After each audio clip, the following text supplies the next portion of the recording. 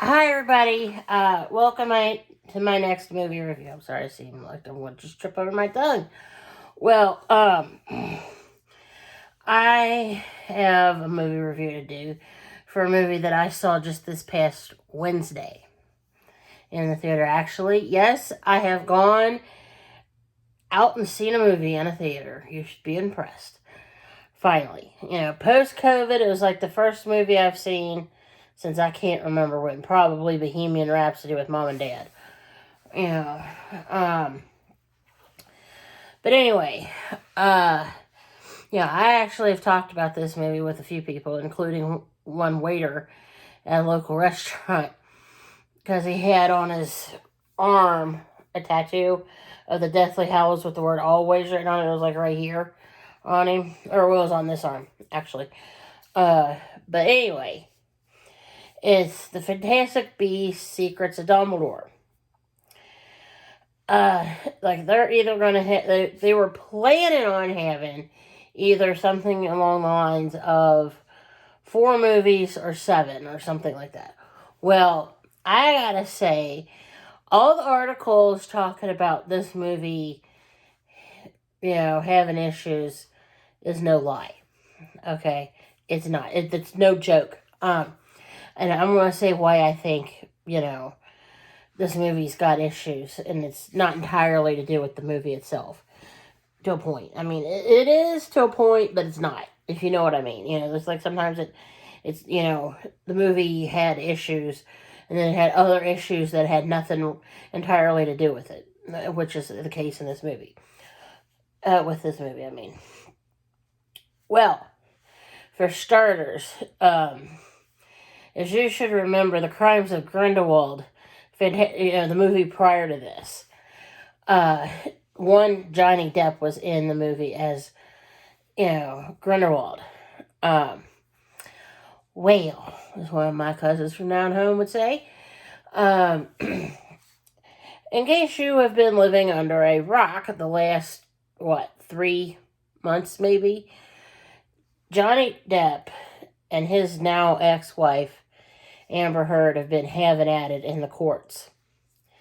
And he's gotten pulled not only off of, The Secrets of Dumbledore, and he's gotten thrown out of the Pirates of the Caribbean stuff with Disney. He's just, like Will Smith, he's kind of persona non grata around, Hollywood at this point. Well, and Amber Heard's doing herself no favors either by, all the BS that's going on with those two. I wish, and I'm being serious here, I wish the judge would just throw all the cameras out of the courtroom and just be like, look, y'all just, we need to hash this out, behind closed doors, let these two get their stuff sorted out, and y'all can read the transcripts later or something. That's what I think. But, of course, I'm not the judge in that case, and I think that Johnny Depp and Amber Heard have both successfully torpedoed their careers with, all this back and forth BS that they've got going on. That's just an aside.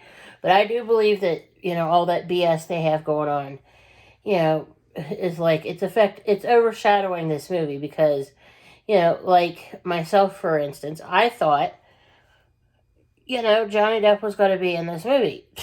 No, he's not. Mears Malakin, I think is how you say his name. If I'm not saying his name right, I've never seen his name before. This is like the first time I've ever heard of this dude.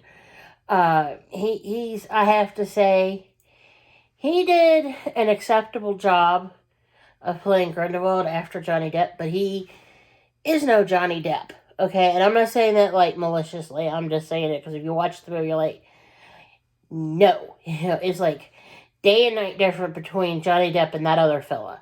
It is. I mean, it's like, here's Johnny Depp and here's this other dude. I mean, it's like, just 2 completely different portrayals of the character.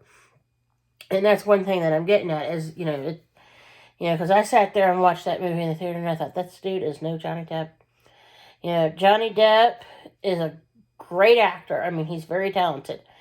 Granted, he's a little bit on the strange side, but, You know, so is just about every other person in Hollywood, you know, let's be honest here.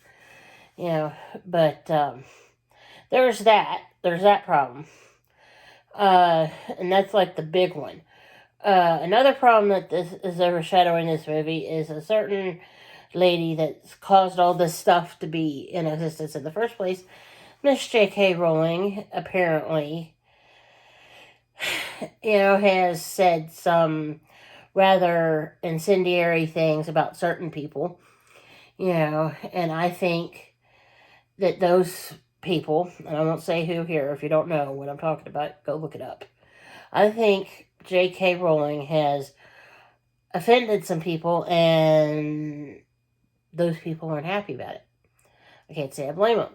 It's like, yes, and I have to say this, yes, the woman is entitled to her opinion. Should she share it? Not necessarily, is my answer. I'm like, she's entitled to her opinion, but there's just, when you become, like, Miss Famous person, you need to start thinking about, like, okay, like, you need to watch what you say, because, they're influencers at this point, and she's getting, stuff said about her by, like, Emma Watson and, Rupert Grint, who played Hermione Granger, and, Ron Weasley in the Harry Potter movies. And, like, they have, like, an issue with it. I mean, it's like I know some folks in that community, and it's just, I wouldn't say anything mean-spirited about them either. It's like, seriously, it's just sometimes you just need to shut your mouth and keep your opinions to yourself. I think J.K. Rowling is finding out what Mel Gibson found out when he kind of came down with a case of diarrhea of the mouth and said what he really thought about Jewish folks, several years ago. I think she's starting to find out what that felt like. And I'm not saying that like in a mean-spirited way. I'm just saying this is what that sounds like to me. Another problem with the movie is, like I said, J.K. Rowling has, written all of Harry Potter, and she co-authored the script for Fantastic Beasts: The Secrets of Dumbledore. And I'm thinking she's actually beginning to run out of steam, is what I think it is. Because the movie, I mean, it was okay. Jude Law and Eddie Redmayne, who played Dumbledore and Newt Scamander, respectively, did a fine job. I mean, they were fine, I mean, they did all right. I mean, Jude Law, 9 times out of 10, does a halfway decent job anyway. I mean, every once in a while, it's like, you watch the movie and you're like, what the heck was that? But this is one of those movies, but it's not Jude Law's fault, okay, or Eddie Redmayne's. It's just, or Mills Micklem, or whatever the heck his name was. And I'm sorry if I'm mispronouncing his name, that's not intentional. But, I mean, it's just sometimes, and I think I've mentioned this in a previous video, sometimes, if the script was a horse, you take it out and shoot it just to put it out of its misery. I mean, the script, it left something to be desired. It's just, I have to say that the movie is 2 hours and 22 minutes long. Okay, and I gotta tell you, about 2 hours into that movie, I was done. I was like, okay, I'm done. I am bored. I mean, because there's like one whole segment right around the 2 hour mark that you're like, what does this have to do with the price of tea in China? I mean, I won't say what it is, but there is like a whole like 15-minute segment there, 10-15 minute segment there involving Newt and his brother that I'm like, what the heck? I'm like, we didn't need to see that, I'm like, or like, we didn't need you to blow 15 minutes on this of the movie, and I'm like, really? Like, what the heck? I'm like, just, show you getting him out of the, whatever that was supposed to be, prison, or whatever. Show you getting him out of there. Like, they should have showed, like, the first, like, 3 minutes, and showed, like, the last 3 minutes of that, like, where they use the port key and they get out. You know, that has no bearing on the end of the movie, by the way. Just so y'all know. But yeah, I mean, like, they could have just cut that down into, like, 6 minutes. I'm serious. 5-6 minutes. You know, if I'd been in charge, that's what would have happened. It would have been, you know, they got in and as Skid Row sings, get the heck out. You know, I mean, that's all, you know, but, you know, I'm not responsible for that, but that's how I would have handled it.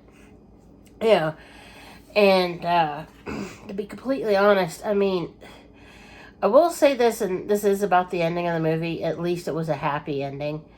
Although I have to say, after spending 2 and basically a half hours with this movie, I gotta tell you, I don't know if they should make any other sequels or prequels or what have you.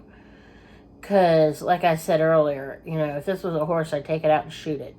Just to put it out of its misery. Because it's after you watch this movie, you're like, shoot the darn thing and put it out of its misery.